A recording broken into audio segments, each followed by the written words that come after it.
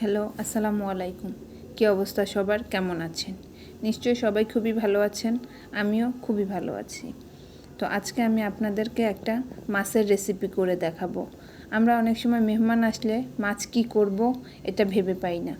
তো মাছের এই রেসিপিটা খুব সহজে আপনারা করতে পারেন এবং অতিথিরা তো খুবই পছন্দ করবে এবং বাসায় আপনি নর্মালিও মাছের এই রেসিপিটা করতে পারেন। এই রেসিপিটা খেতে খুবই সুস্বাদু।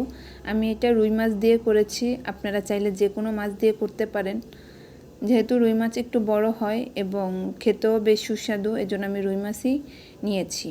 প্রথমে আমি রুই মাছগুলো বড় বড় করে কেটে ধুয়ে পরিষ্কার করে লবণ হলুদ মাখিয়ে নিলাম। এরপর আমি একটি ফ্রাই প্যানে তেল দিয়ে যথেষ্ট পরিমাণ গরম হওয়ার পরে মাছগুলোকে ভেজে নেওয়ার জন্য ফ্রাই প্যানে দিয়ে দিলাম। মাছগুলো আমি খুব বেশি কড়া করে ভাজবো না, মিডিয়াম করে ভাজবো, এতে মাছের স্বাদ ঠিক থাকবে। মাছ খুব বেশি করে ভাজলে মাছের যে অরিজিনাল স্বাদ এটা পাওয়া যায় না। তো আমি এক পিঠ আমার মাছ ভাজা হয়ে গিয়েছে, আমি অন্য পিঠ উল্টিয়ে দিচ্ছি। সবগুলো মাছ এভাবে হালকা করে ভেজে নিব।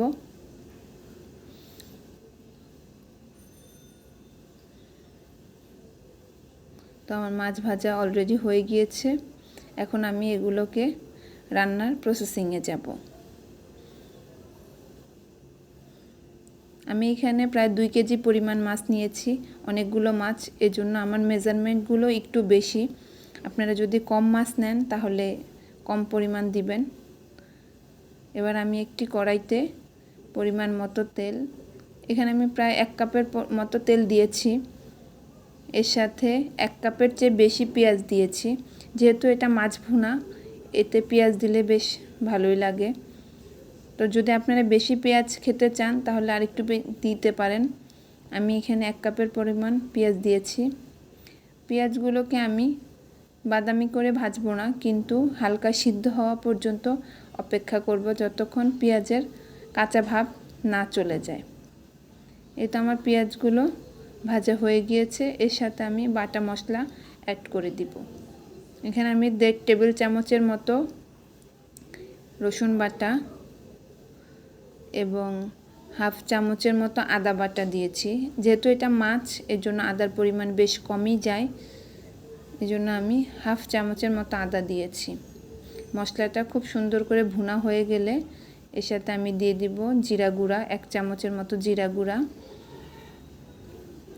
মরিচের গুঁড়ো এবং পরিমাণ মতো হলুদের গুঁড়ো দিয়ে দিচ্ছি। এখানে 1 টেবিল চামচের মতো হলুদের গুঁড়ো দিয়েছি। যেহেতু মাছ ভাজার সময় আমি হলুদের গুঁড়ো দিয়েছি, এজন্য মাছ ভুনার মধ্যে একটু কম হলুদের গুঁড়ো দিলেই চলবে। তো সবগুলো মশলা খুব সুন্দর করে আমি কষিয়ে নিব। হালকা একটু পানি দিব যাতে মশলাটা পুড়ে না যায়। এবার আমি খুব কম আঁচে মশলাটা খুব সুন্দর করে কষিয়ে নিব।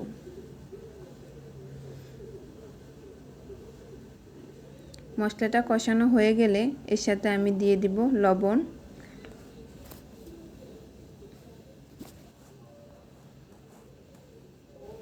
এবং টমেটো কুচি আর কাঁচামরিচ কুচি।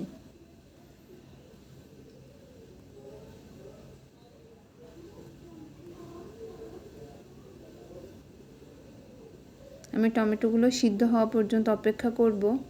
যেহেতু এখন টমেটোর সিজন না, এজন্য টমেটোগুলো একটু শক্ত থাকে, সিদ্ধ হতে সময় নেয়। এজন্য আমি একটু কষাবো এবং সিদ্ধ হওয়া পর্যন্ত অপেক্ষা করব।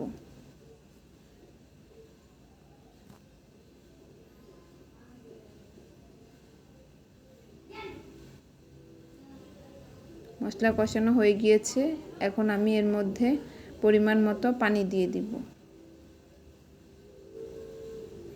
পানিগুলো ফুটে ওঠা পর্যন্ত অপেক্ষা করব। পানিগুলো যখন টকবকে করে ফুটে উঠবে এবং ঝোলটাও একটু গাঢ় হবে, তখন আমি এর মধ্যে আমার ভেজে রাখা মাছগুলো দিয়ে দিব।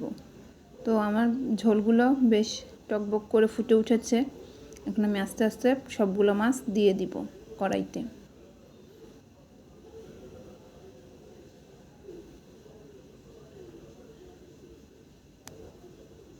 যে মাছগুলো আস্তে আস্তে করে রান্না হচ্ছে।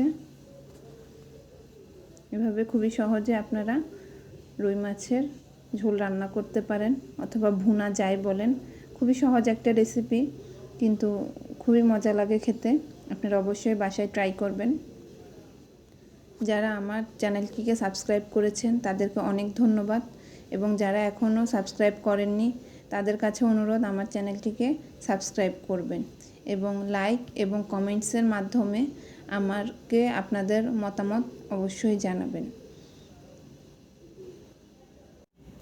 আমার এই মাছের রেসিপিটা দেখার জন্য আপনাদের সবাইকে আরও একবার ধন্যবাদ সবাইকে।